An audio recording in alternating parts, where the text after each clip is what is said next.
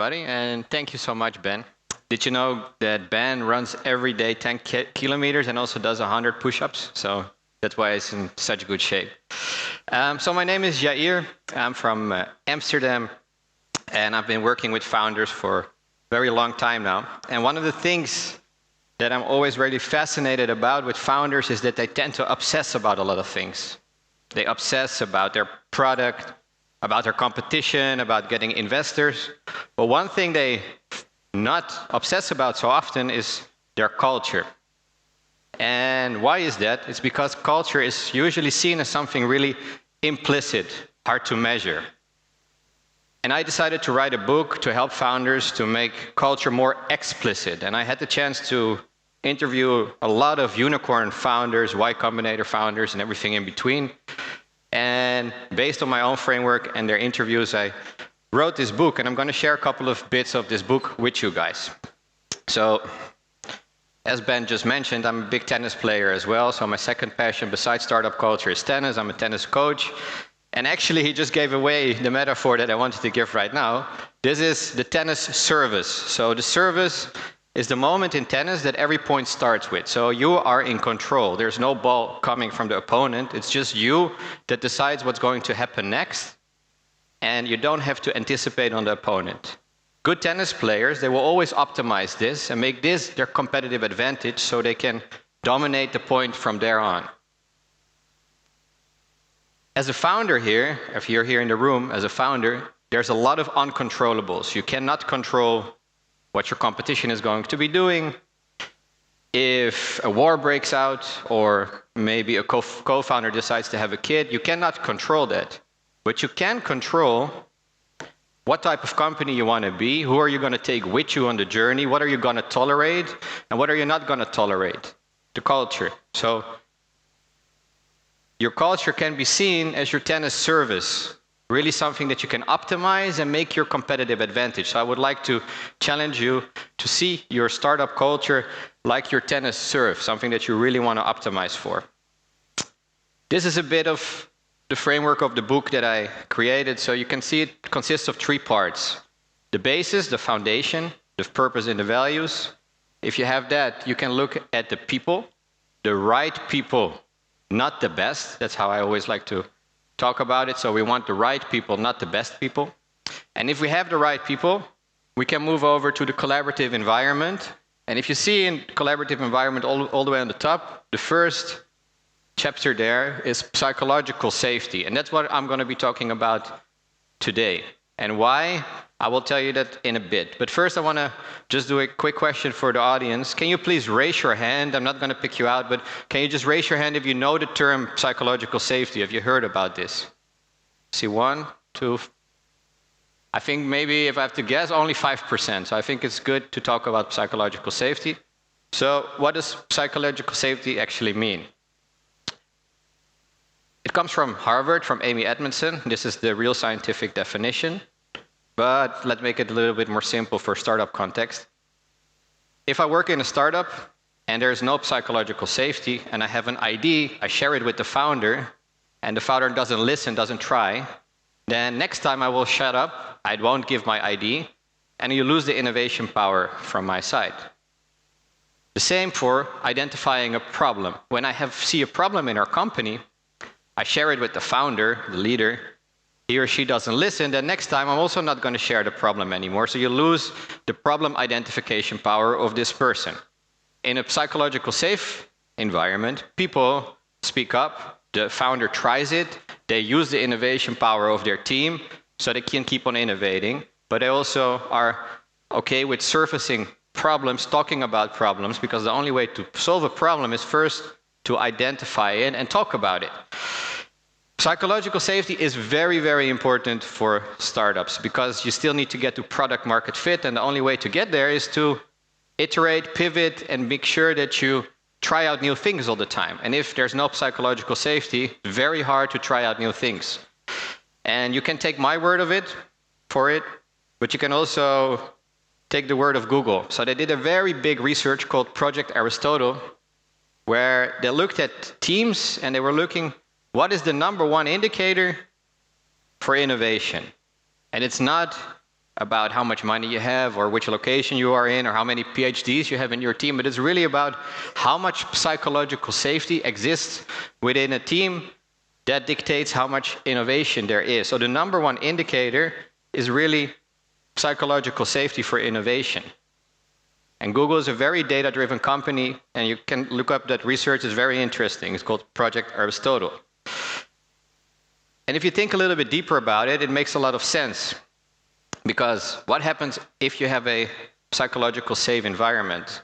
You can't challenge assumptions all the time. You are allowed to try out new things. And you're constantly surfacing problems that can be fixed.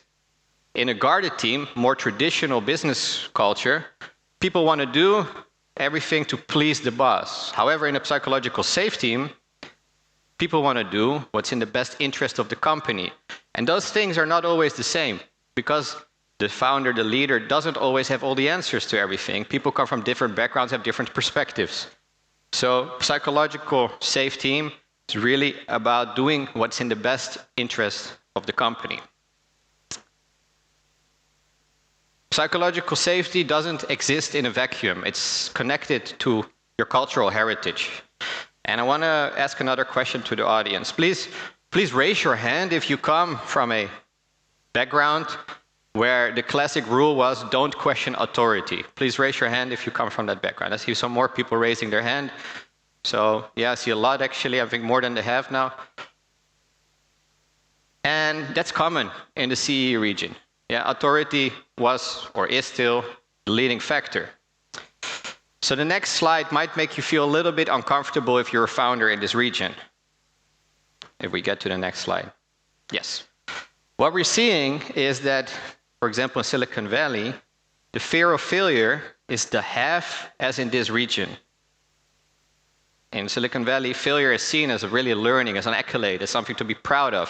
However, here, we can see it as maybe something to be shamed about. In Silicon Valley as well, challenging the idea is something that you really want to do and get you promoted. Here, you would look to the boss and say, what does the boss actually want? And also speaking up early is something that is awarded in Silicon Valley, where staying silent is also staying safe in the CE region in a lot of occasions. And obviously, I know it's changing, but this is currently the average based on the research from the European Commission.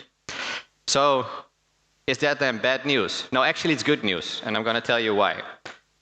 Romania, for example, neighbor country, similar business culture, has a very high power distance. Power distance is a dimension from Geert Hofstede, who was looking at how cultures compare. And power distance means how okay is a culture that few people have a lot of power.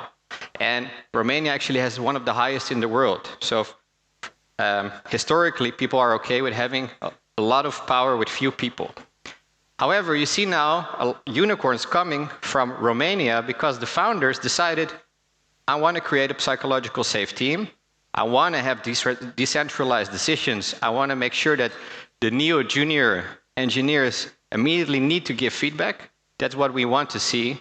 And if you do this, you become so strong in your region that all the people want to work in your company, so you get a really strong competitive advantage. So that's the good news, right? So if you decide now, I want to build a company, startup with psychological safety, you will beat the competition easily and you attract the right talent. That is really the good news. So how do you do that then? As a founder here in the room, it starts with you, right?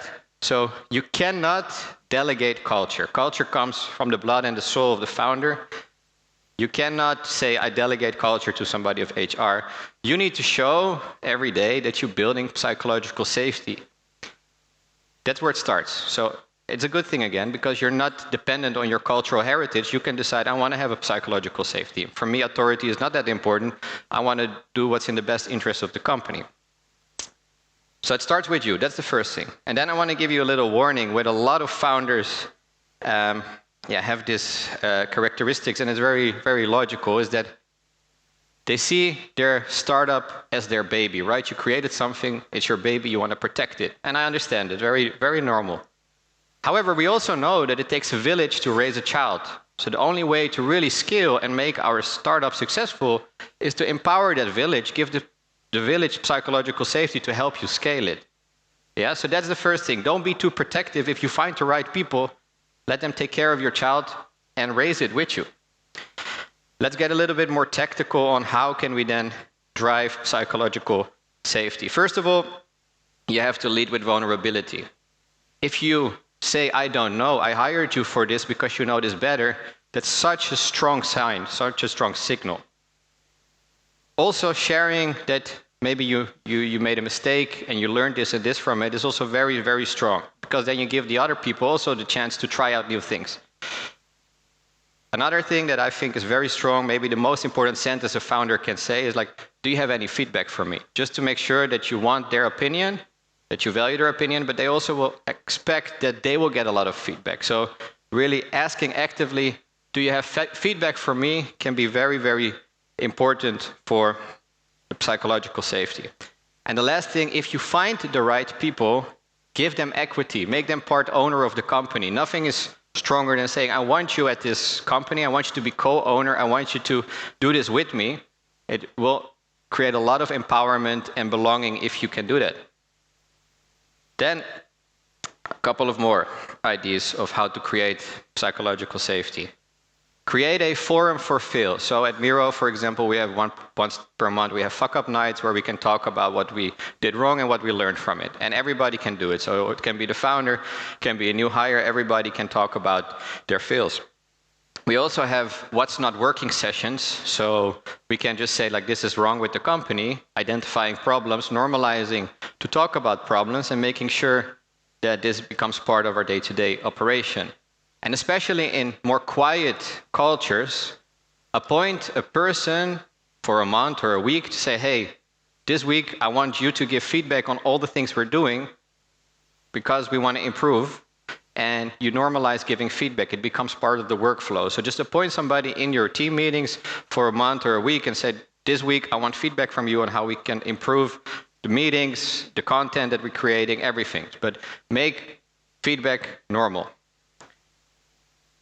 Then I want to talk to you a little bit about the 40 to 60 hour rule that I talk about in my book. So it takes about 40 to 60 hours for grown-ups like us to become light friends with each other. So if I'm 40 to 60 hours with you in the same room, we become light friends.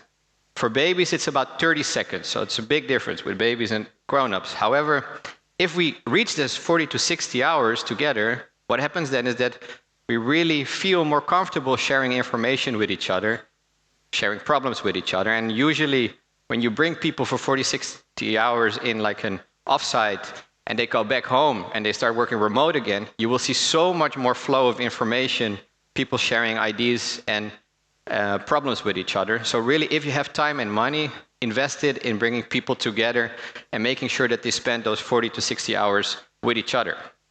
Obviously, if we would be always in the same place, if we always be in the same office, we would build psychological safety quicker, but I understand that that's not something we can do in the current age because you won't be finding the talent. Then, how can we see when it's working? How can we see when psychological safety is working? So if you ask for feedback, if you ask still something to add, and every week people say, no, no, no, no, you might think week 1, I'm explaining very well. Week 2, I'm explaining very well, no questions. Week 3, still, no questions, explaining very well. It probably means there's no psychological safety. If people don't contribute, there's probably no psychological safety. If they do, there probably is. If you see people really making genuine eye contact, that shows also real engagement. It's the nuance of really connection. Making sure that people look at each other, that shows also that there's real engagement. And then, if the team is not just talking to the leader, but they're talking to each other and there's free flow of information, there's also a very strong sign that you have psychological safety in your organization. So we're getting close to the end. Why is this even matter more right now? Because we see now that teams are getting smaller. AI is getting bigger. So we have teams of 10 that are creating over 100 million in ARR right now. And that's not going to be unique. That's going to be the new normal. Imagine that a team of 10 two people don't feel psychologically safe to speak up, you lose so much innovation power. We need people to feel safe, especially now when the person that you talk the most to is either ChatGPT, Gemini, or Claude. That's the person you talk the most to right now. People need connection. So we need to focus even more on the psychological safety within your organization. So we're getting to the end, and I want to talk a little bit more about a superpower that you guys have here in Moldova, the masa mare, the big table, where people come together, they connect, they feel that they belong, they share real stories with each other, and everybody is welcome. So actually, that's a very psychological safe space. And I would like to challenge you to bring a little bit of the masa mare into your startup. Build that connection. And with that, I'm going to end. If you're interested in the book, you can scan it here. And I hope to see you later today during the event. Thank you.